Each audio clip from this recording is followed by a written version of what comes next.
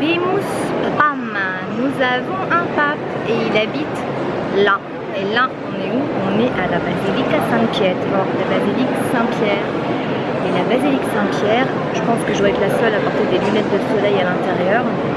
Mais bon, à part ça et à part, je vous montre une jupe hyper tendance, parce qu'il ne faut pas oublier de se munir de son foulard, couvrir ses jambes, ses épaules quand on est à la basilique Saint-Pierre. On va laisser la touristique passer. Puis alors vous allez voir, vous allez profiter du groupe qui passe derrière moi. Pourtant je suis un petit coucou. Voilà.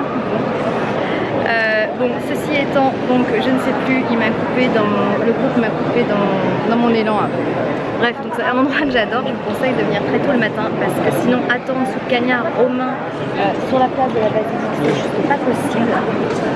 Il y a énormément de monde. Voilà, vous allez admirer un petit peu. Alors que trouve-t-on à l'intérieur de la basilique Saint-Pierre? Et bien on trouve moi, et à part moi, elle.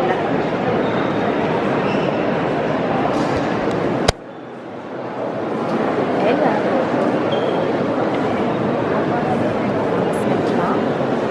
On va zoomer.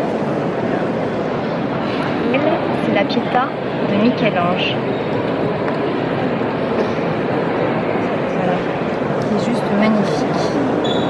Donc en fait, c'est quand vous entrez dans la basilique, c'est juste à droite, dans la chapelle de la crucifixion, au début de la basilique.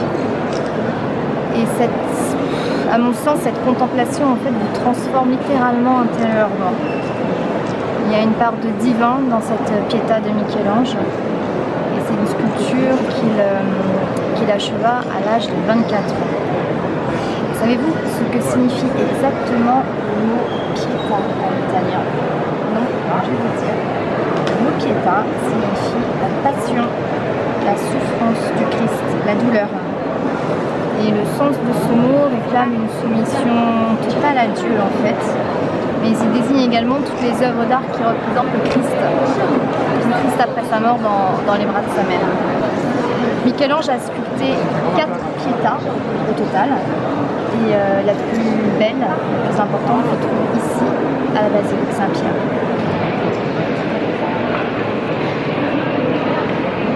Elle est plus grande que moi, puisqu'elle mesure 1,74 m. Et elle est sculptée dans un seul bloc de marbre de Carrare.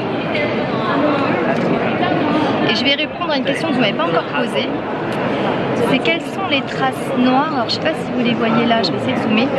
Quelles sont les traces noires que l'on peut remarquer un petit peu partout? Et bien, les traces noires que l'on remarque un petit peu partout sont la poussière en fait accumulée, les impuretés. Il y a du monde sur la lampe.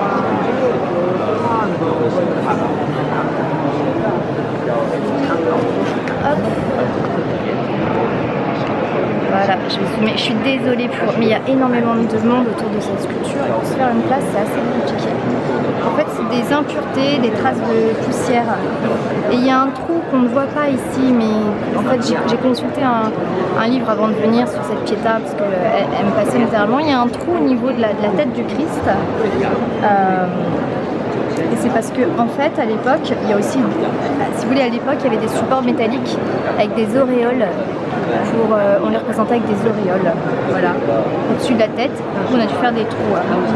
Il y a une ligne horizontale qu'on voit surtout sur les cartes postales qui sont proposées, sur le front de Marie, et souvent les gens se demandent ce que c'est que cette ligne horizontale. Ce n'est rien d'autre que la coiffe en fait qu'elle porte sous son voile. On voit peut-être ici que le Christ a un doigt cassé et Marie aussi un doigt cassé, mais là ça remonte déjà à plusieurs centaines d'années. Ça remonte au XVIIIe siècle. Bref, vous voyez que Michel-Ange est un génie, qu'il a prouvé sa technique, qu'il a prouvé son talent, son expression dans la chapelle Sixtine, certes, mais qu'il démontre ici sa simplicité et la grâce qu'il a réussi à insuffler en fait à cette Pietà. C'est la seule œuvre que Michel-Ange a signée. Est-ce que vous savez pourquoi? En fait, il y a eu un groupe de touristes milanais, je crois, crois, qui est venu il y a longtemps. C'est Vasari, c'est l'équivalent un peu du Chastel français. C'est Vasari qui raconte ça. Il y a un groupe de touristes de Lombardie qui est venu un soir et qui a dit « Ah, mais c'est le bossu de Milan qui a réalisé cette Pietà ». Et quand Michel-Ange Buonarroti, parce qu'il s'appelle comme ça, a entendu ce discours, vexé comme un pou, il est revenu en pleine nuit à la lanterne et il a sculpté dans le bandeau de la robe de la Vierge Michel-Ange Buonarroti de Florence l'a réalisé, l'a sculpté. Je trouve que c'est une jolie histoire. Je vais essayer de vous zoomer le bandeau.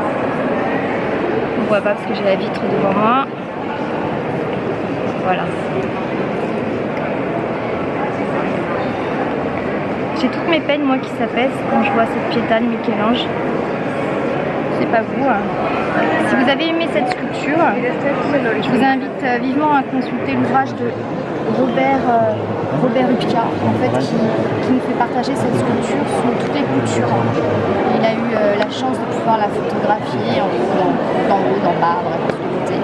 Je vous donnerai toutes les références et la maison d'édition dans les commentaires sur le reportage YouTube. On va continuer la visite.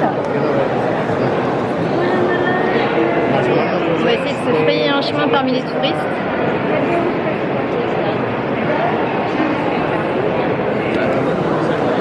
Este es del mismo del que se escribe en la tierra. Ese lo mostraba, Alors ici, la chapelle Saint-Pierre, quand même, c'est très pompeux, c'est immensément gigantesque. C'est l'esprit meringue. Mais c'est impressionnant, c'est magnifique.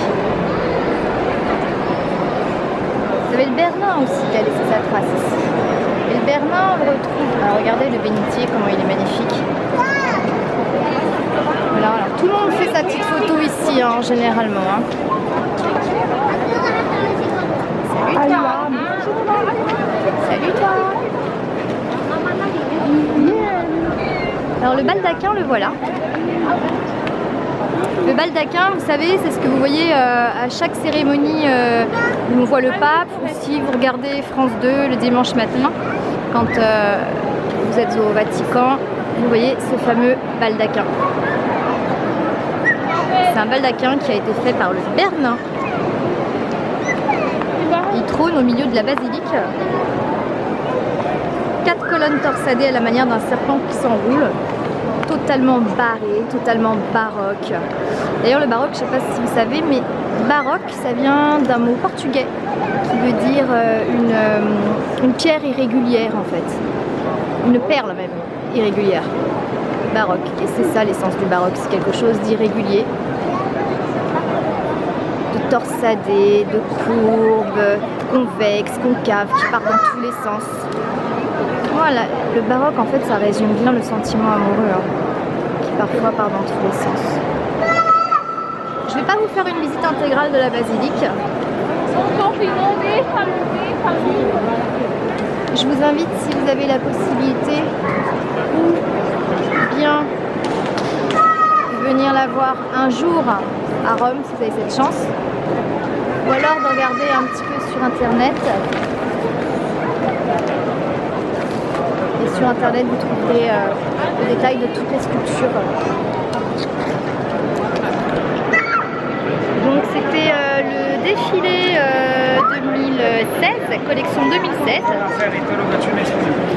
Été 2016. Et je vous laisse ici. Je vous ai pas dit, je crois, les 3 petits mots. Les 3 petits mots que vous pourriez apprendre. Je dézoome. 3 petits mots. La basilique. Ingresso, l'entrée, parce qu'ici il y a une entrée et une sortie. Uscita, la sortie. Basilica, ingresso, uscita. Et un mot à connaître en italien, Roma. Ti amo. Ciao.